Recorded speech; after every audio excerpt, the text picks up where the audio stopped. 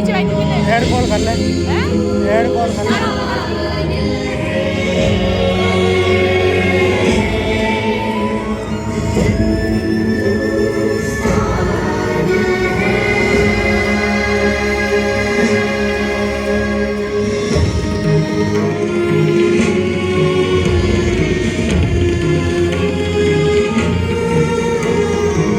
जल्दी करो जल्दी। ये सही भी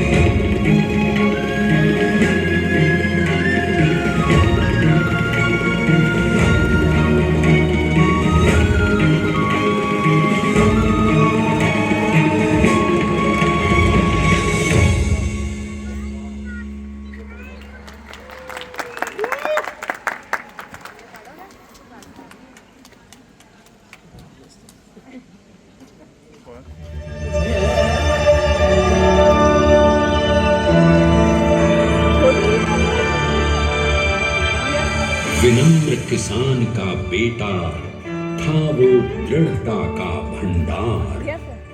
वल्लभ भाई पटेल नाम कहलाता था सरदार। कृषक कार्मिक जनगण से था उसको प्यार अपार। अखिल देश ने उसे रहनुमा किया था स्वीकार। गांधी बापू का शिष्य, सत्य अहिंसा का अवतार, किंतु एक भारत करने को धर लेता हथियार। लौह पुरुष संबोधन था वो लोहे की दीवार।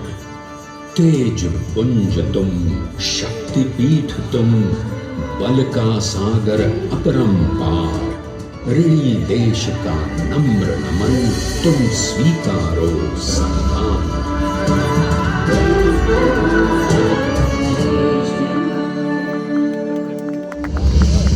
1857 में अंग्रेजों को ललकारने वाले पहले स्वतंत्रता संग्राम के एक सक्रिय सिपाही थे झवेर भाई पटेल। करमसद गांव के इस बहादुर देशभक्त किसान और उनकी पत्नी लाडबाई के 5 बेटों और 1 बेटी में से चौथे पुत्र थे वल्लभ भाई।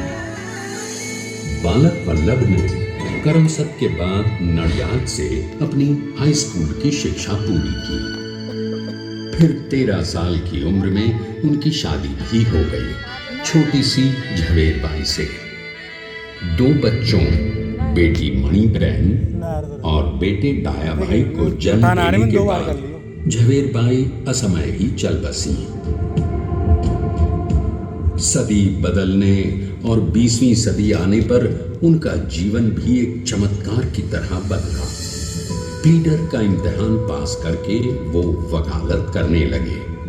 पहले गोधरा, फिर आणंद और उसके बाद अहमदाबाद में। मगर जल्द ही वकालत छोड़कर वो बैरिस्टर बनने की इच्छा से इंग्लैंड चले गए। लंदन में बैरिस्ट्री में अव्वल आने और वजीफा जीतने वाले वो अनोखे भारतीय थे। अब तो अहमदाबाद की वरिष्ठ अदालत में बैरिस्टर पटेल की जिरह और जीतों की धूम मच गई।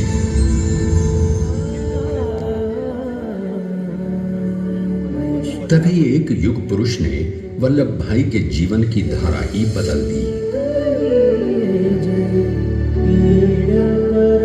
दक्षिण अफ्रीका में सत्याग्रह के अहिंसक अस्त्र से गोरे शासकों को सबक सिखाकर भारत वापस आए बैरिस्टर मोहनदास करमचंद गांधी से मिलकर वल्लभ भाई ने अपने कुछ बरसों से सीखे विदेशी व्यवहार और संस्कार हमेशा के लिए त्याग दिए और अब वो अपने खेड़ा के किसानों को हक दिलाने के लिए बापू के साथ आंदोलन में कूद पड़े।